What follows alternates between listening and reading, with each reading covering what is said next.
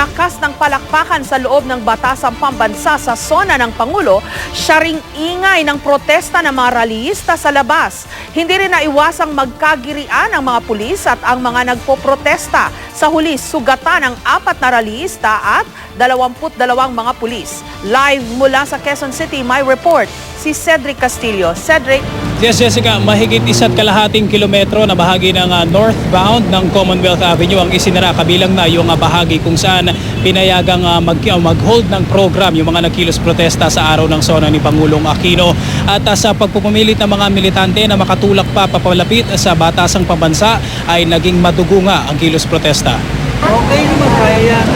Sa unang tingin, aakalaing disenyo sa damit ni Lolo Rodolfo ang magkahalong kulay puti at matingkad na pula. Pero ayon sa matanda, nagmantsa na raw ang dugo mula sa kanyang ulo matapos di umanong mapalo habang dumadalo sa kilos protesta ang 77 taong gulang na rallyista.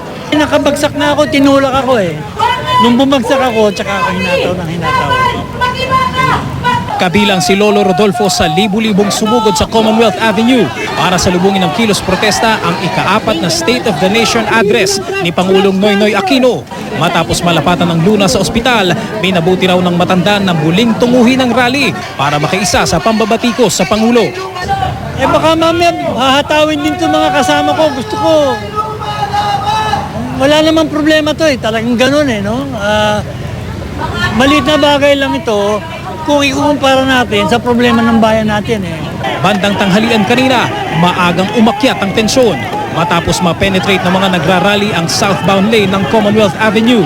Paglilinaw ng Quezon City Police, northbound lane lamang ang inilaan para sa kilos protesta at ito raw ay kahit pa walang permit ang mga nagrally. Police mismo ang nag-guide. Sir, dito tayo diretso. May mga kasama sila na may dala ng bolt cutter, sinira yung gitna, Center Island. Nung nasira yung Center Island, inoccupy na nila yung buo. In other words, itong papuntang south and north, wala na makakadaan.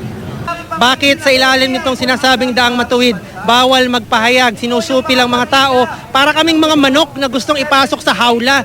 Sinubukan ng mga rallyista at otoridad na idaan sa negosasyon ang balak ng mga militante na makalapit sa batasang pambansa.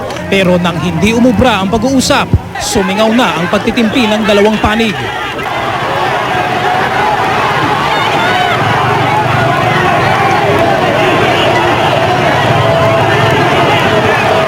Sa gitna ng hirian, pulis at militante, kapwa duguan, agad pinusasan ang mga hinihinalang nag-udyok ng gulo. Ang lalaking ito, tulong-tulong na hinablot ng mga pulis. Kuya, anong ginawa niyan? Ano po ginawa? Patok. May dugo ho kayo? Hindi ako na pato. May dugo ho kayo? Pero dahil umaagos pa ang dugo mula sa kanyang ulo, tinala muna ang lalaki sa bangketa para malapatan ng lunas.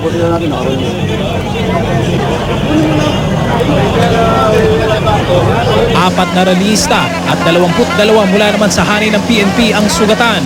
Umabot sa siyam ang dinampot ng mga otoridad. Kakasuhan natin kung anong kailangan na ikaso sa kanila. Hindi natin ginamitan na excessive force. Hindi natin ginamitan ng fire hose. Sa pagsisimula ng talumpati ng Pangulo, tuloy ang programa ng mga rallyista. Bandang 4:00 nang magsalita na si Aquino, tila wala nang balak makinig ang mga nasa kalsada. At habang inuulan ng palakpakan sa loob ng kamera ang pinuno ng bansa, sinisilaban naman ang higanting imahe na ayon sa mga nagbabad sa kahabaan ng Commonwealth ay ang tunay raw na estado ngayon ng bayan. Okay, Jessica, pasado 5:00 ngayong gabi nang dahan-dahan na binuksan sa trapiko itong northbound lane ng Commonwealth Avenue. Nakikita natin ngayon, ito itong live video. Yung mga kulay puti na ilaw ay mula dun sa circle o sa Quezon City Circle papunta naman ng Fairview at makikita natin na tuloy-tuloy naman ang daloy ng trapiko. Ganon din dun sa kabilang lane na pabalik naman sa Quezon City Circle. Jessica? Maraming salamat, Cedric Castillo.